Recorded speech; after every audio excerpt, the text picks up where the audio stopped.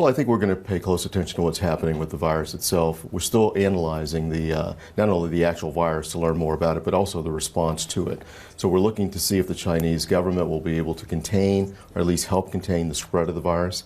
At this moment, while we're seeing some slight reductions in production as a result of the virus, we're not yet concerned about its ultimate impact. And Why? what I mean by well, I think at this point in time, it's hard to understand. We have to put these things in context. So I was just reading a story on Bloomberg this morning, as a matter of fact, that suggested that 10,000 people died from the regular flu in the United States alone last year. So we have to put these things in context. That being said, it's very important that we understand the virus itself, its ability to spread, and we have to put together very, very tough measures to contain the virus. And if we do that effectively, then I think you'll see the markets bounce back and you'll see the economies continue to grow. Within that context, when you talk about waiting to see what happens next, OPEC was pretty hot on the button, if you will, at least in their technical meetings, to say, it's time to talk about even potentially more cuts. Is it too soon to do that in just an effort to stabilize prices? Yeah, I can't really speak for OPEC. I mean, their approach to the marketplace is just so fundamentally different than the United States. So I would expect that they'll continue to have their conversations.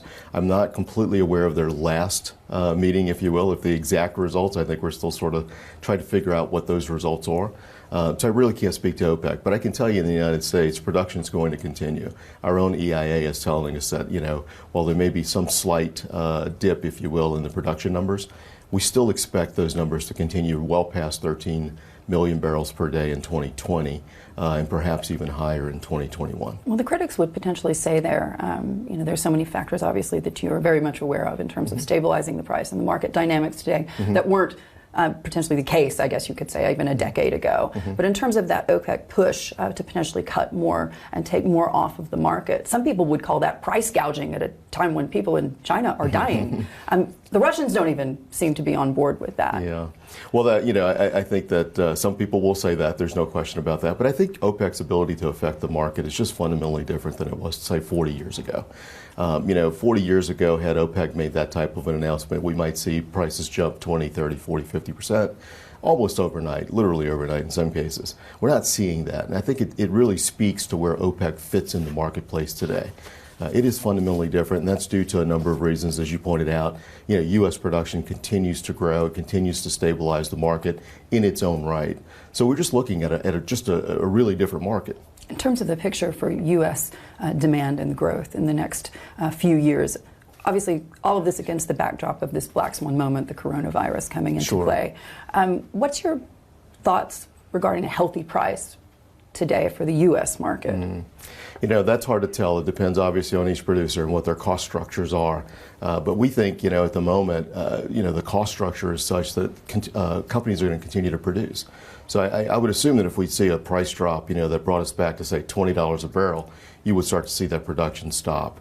But right now, anywhere from $50 to $70, which is the range we've been in for perhaps the last 18 months or so, seems to be a sweet spot for our market in the United States. Do you see those prices popping back above 60 and headed towards 70 in the near future, given everything that we're seeing today?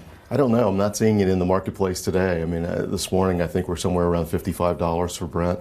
I think that's probably a good spot, and we'll probably see the market stabilize and stay right in that range again, from about 50 to 55 to 60, perhaps 65 on the high side.